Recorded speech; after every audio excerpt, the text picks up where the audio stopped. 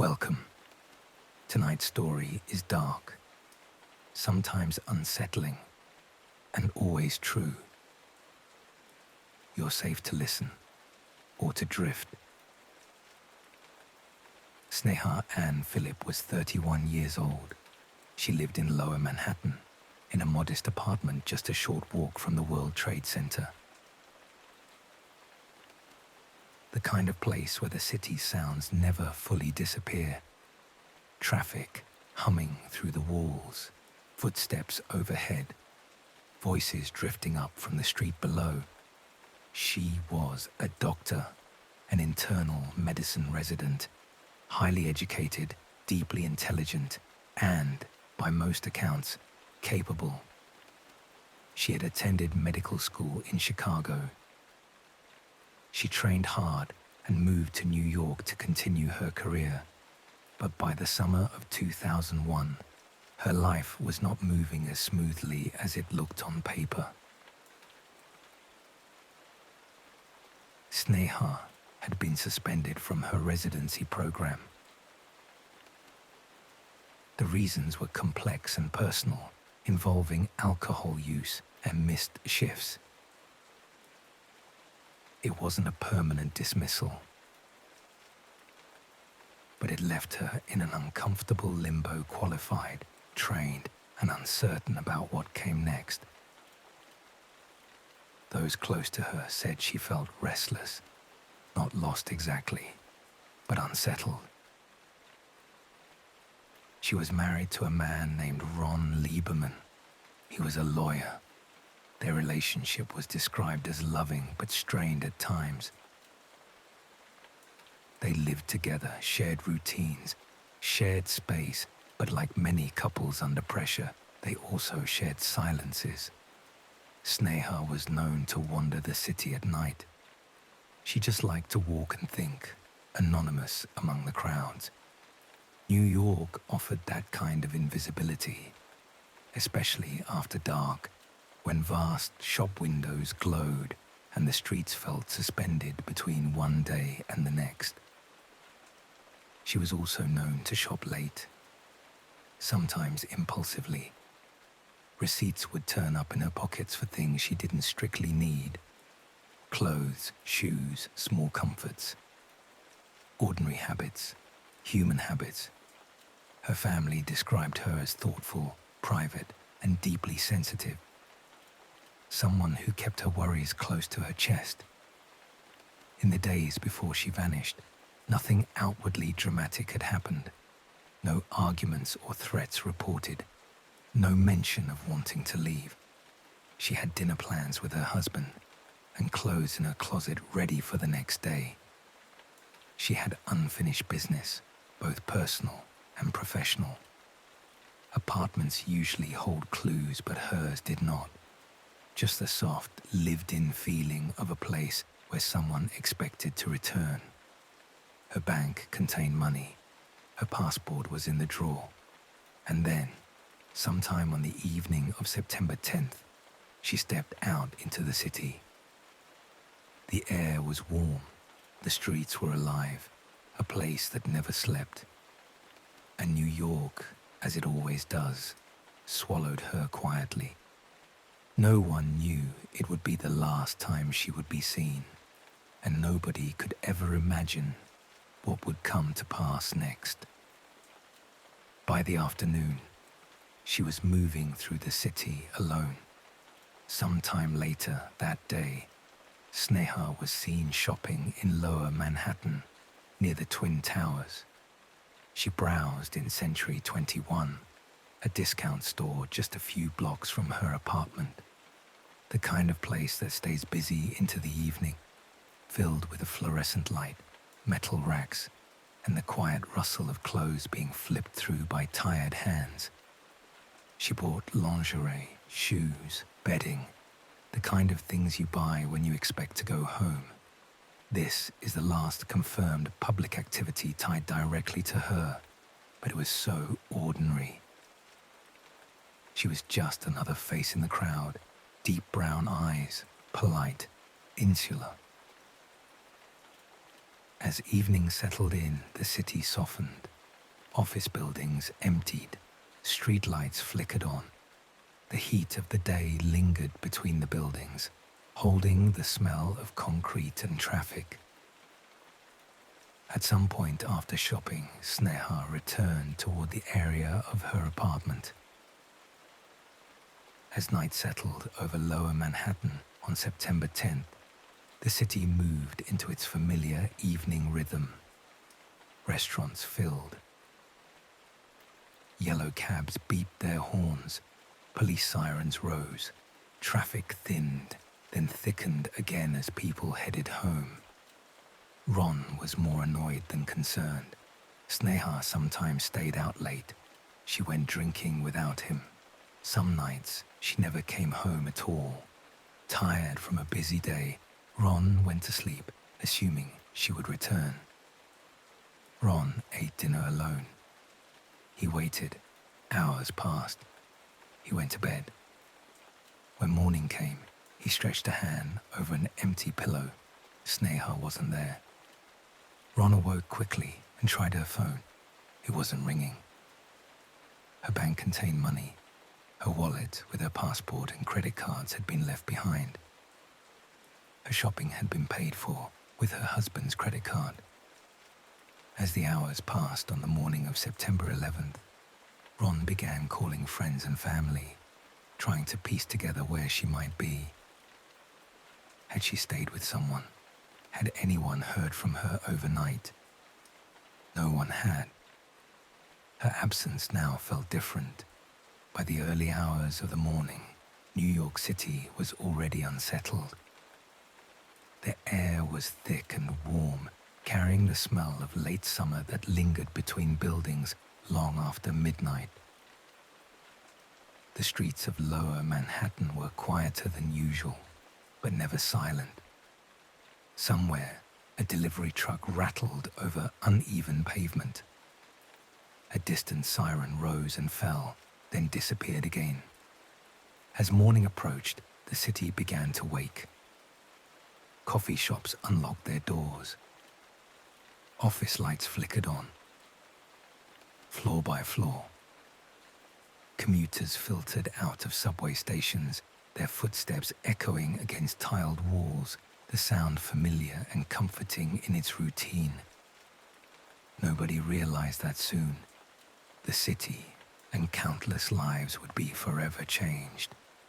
And whatever happened to Sneha Philip would happen quietly enough that no one nearby realized a life had slipped away. At 8:46 a.m., the first impact shattered the morning.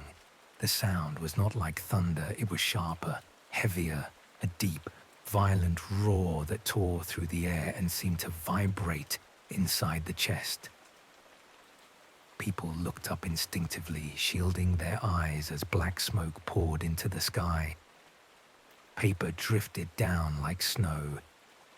Burning aeroplane fuel filled the air, a harsh, acrid smell that caught in the throat and made breathing difficult. Sirens began to scream from every direction at once, overlapping, echoing, creating a wall of sound that never fully stopped. Police officers ran toward the towers. Firefighters followed, their boots pounding against pavement, their faces set and focused. Ambulances pushed through crowds that were already forming, people standing frozen, people crying, people shouting into phones that barely worked. When the second plane struck, any remaining sense of accident vanished. This was no longer confusion. This was terror. Ash began to fall, coating hair and clothes, turning the air pale and hazy. The sky darkened not with clouds, but with smoke so thick it blotted out the sun. Breathing became an effort. Every breath tasted wrong. Metallic, bitter, unnatural. And still, they ran in. Firefighters climbed stairwells filled with smoke and heat. Police officers guided people out, pushing them away from danger even as debris fell around them.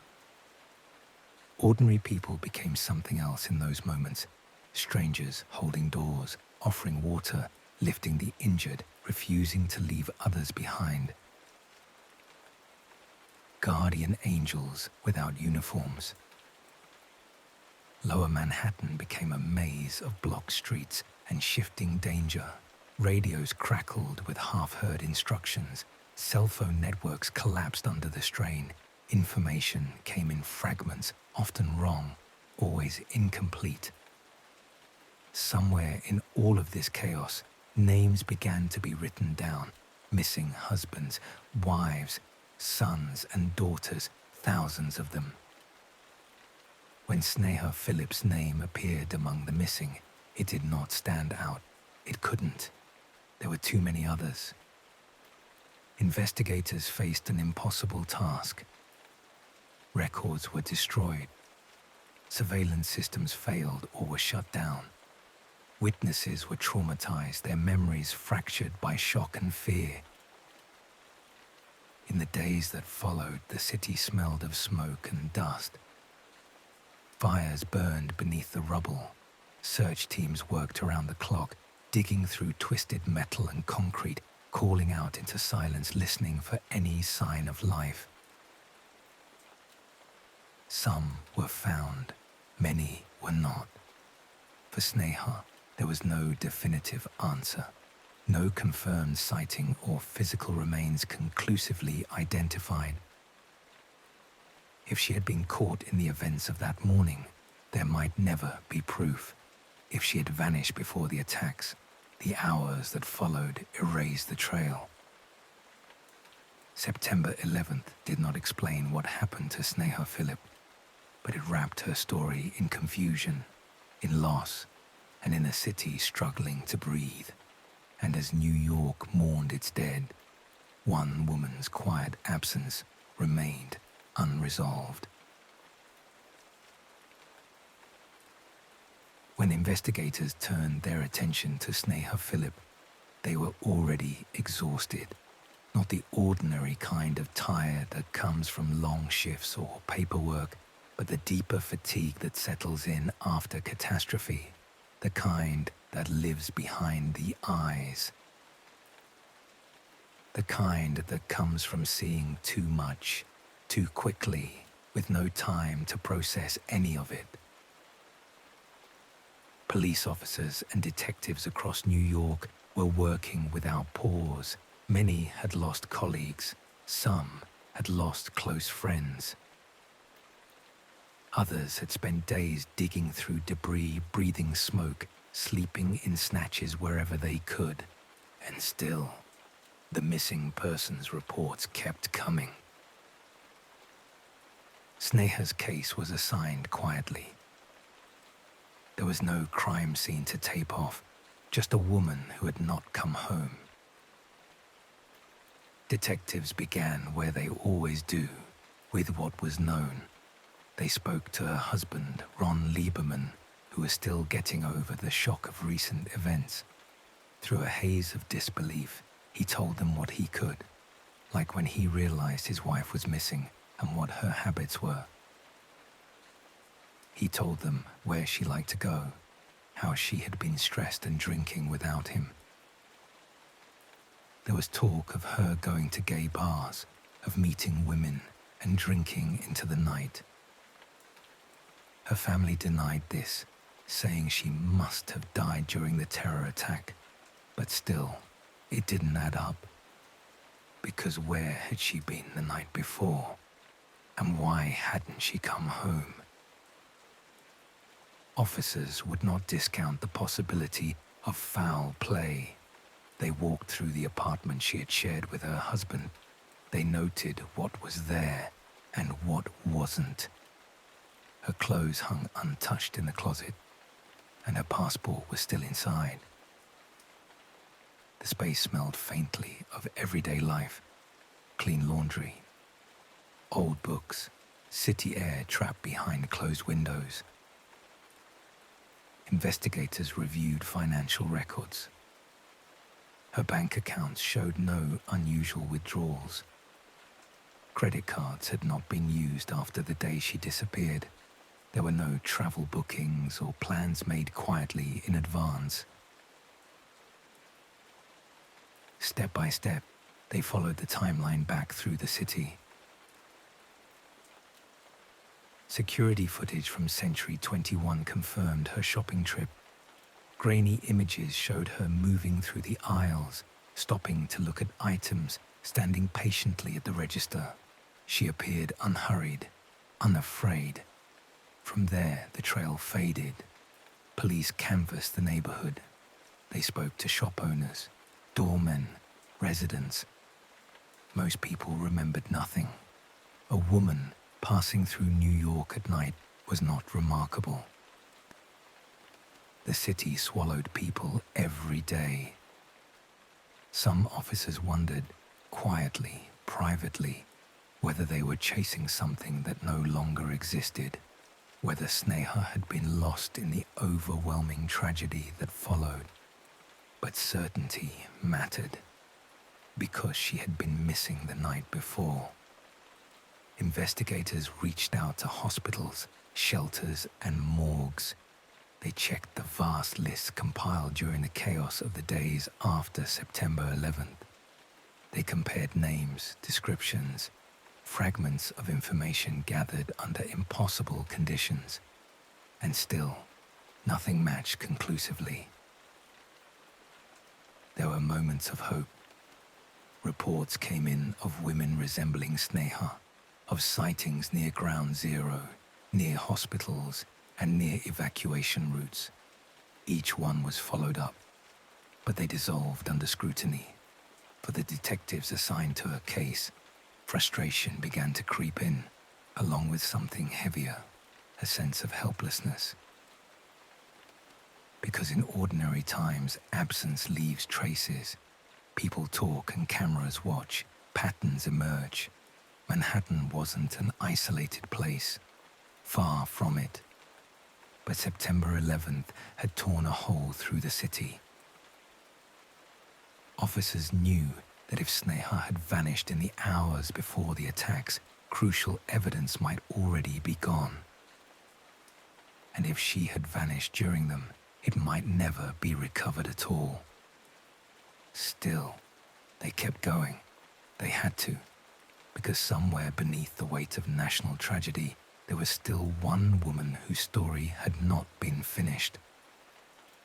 And for the men and women trying to find her, that mattered, quietly, stubbornly, even when the world around them was focused on something much larger. As weeks passed without answers, investigators did what they always do when facts run out. They began to consider possibilities, digging deeper into Sneha's life. In the months before she vanished, Sneha had lost a job at Cabrini Medical Center. The hospital declined to renew her residency contract, citing issues with punctuality and alleged alcohol-related problems.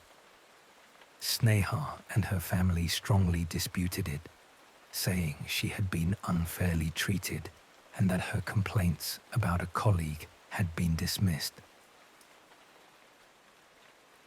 She took another internal medicine placement at St. Vincent's Medical Center, but she was suspended there as well for missing a meeting with a substance abuse counselor. Around the same time, she had been arraigned on a misdemeanor charge related to an incident at a bar where she said she had been touched inappropriately. Prosecutors charged her with falsely reporting it.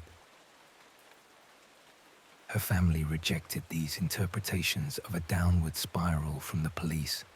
They insisted Sneha's challenges had been temporary, that she was getting back on track when she disappeared.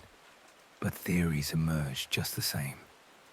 The first theory was the simplest, that Sneha Philip had died during the events of September 11th. This was also the conclusion that her family were more comfortable with.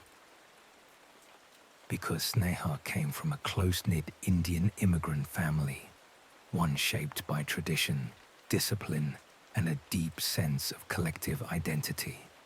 Her parents had come to the United States seeking opportunity, but they brought with them values that mattered just as much: respect for elders, pride in education, and the belief that a person's life is bound to the honor of their family. Sneha's was a high achiever, but her achievements were not hers alone. They reflected generations of effort and sacrifice. When she disappeared, the uncertainty cut deeply. But what followed was something even heavier: the fear that her life and her place in history would simply fade into ambiguity. For her family, having Sneha officially recognized as a victim of the September 11th attacks was never about headlines or compensation. It was about dignity and truth, and ensuring that her name was not lost to speculation or quietly erased by unanswered questions.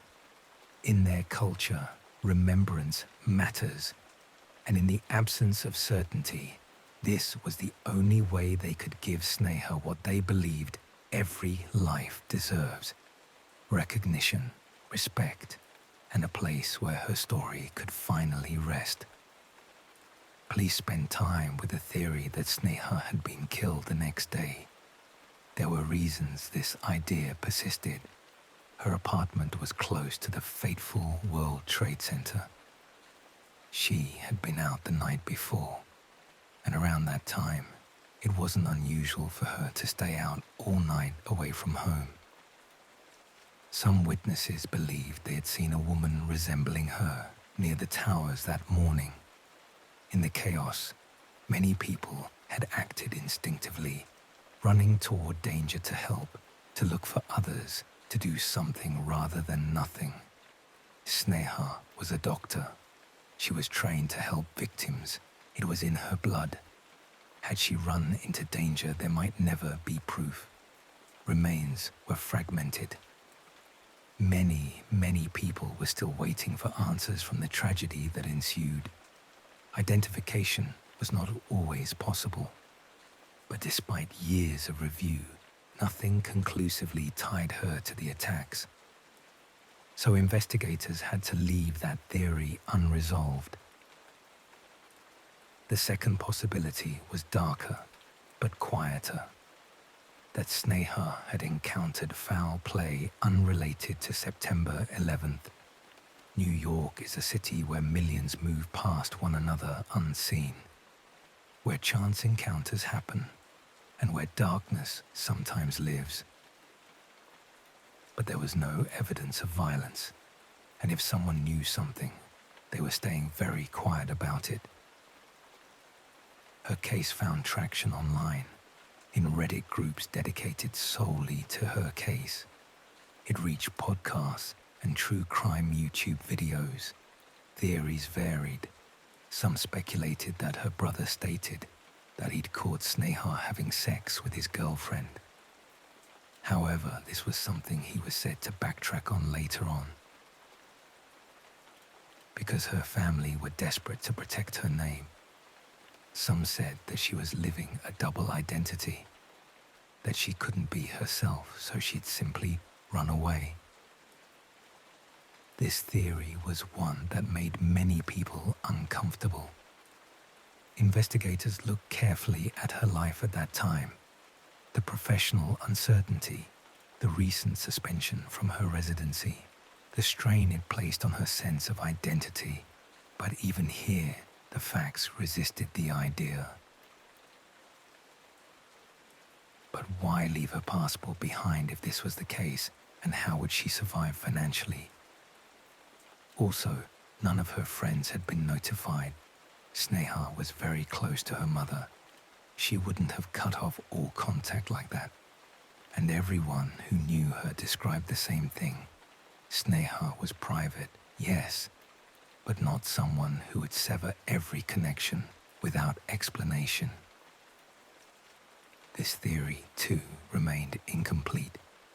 There were no conclusions investigators could stand on firmly, only questions.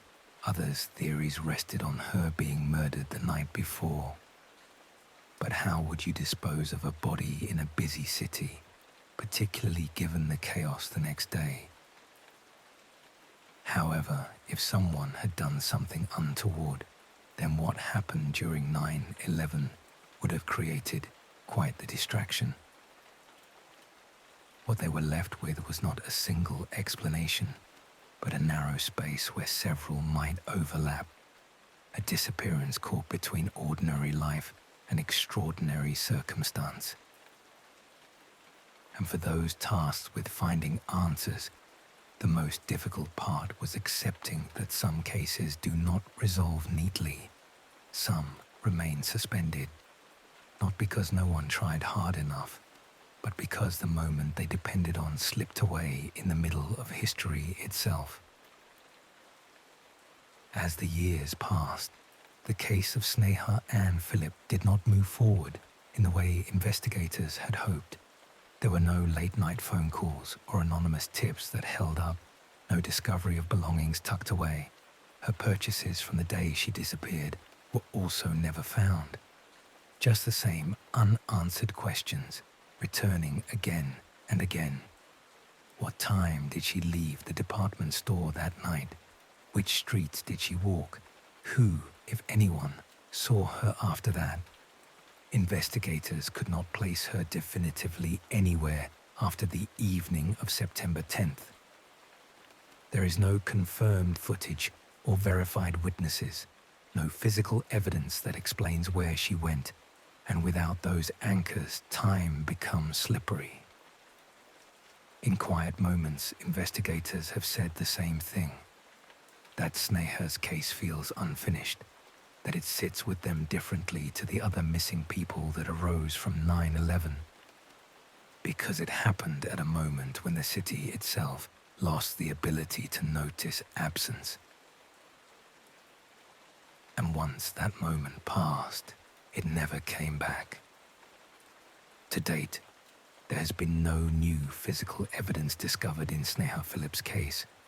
However, there was a significant legal development. In 2017, after years of petitions from her family, a New York court officially declared Sneha Philip a victim of the September 11th attacks. This decision was not based on new forensic evidence. It was based on probability, location, and timing, and the reality that many victims of that day were never physically identified. The ruling allowed her name to be formally included among those lost in the attacks, but it did not answer the question that lingers. Where did she say the night before? Was she alive when the first plane struck? Did she enter the towers, or had she vanished the day before? From an investigative standpoint, the case remains unresolved. From a legal standpoint, it has been closed, and between those two positions lies a quiet uncertainty that no ruling can fully erase. Some stories end with answers. Others end with silence. Sneha Philip's story exists in that space between the two. Perhaps she was lost in the chaos. Perhaps she was lost before it began. What remains is her absence and the people who continue to remember her, not as a mystery, not as a theory, but as a woman who mattered.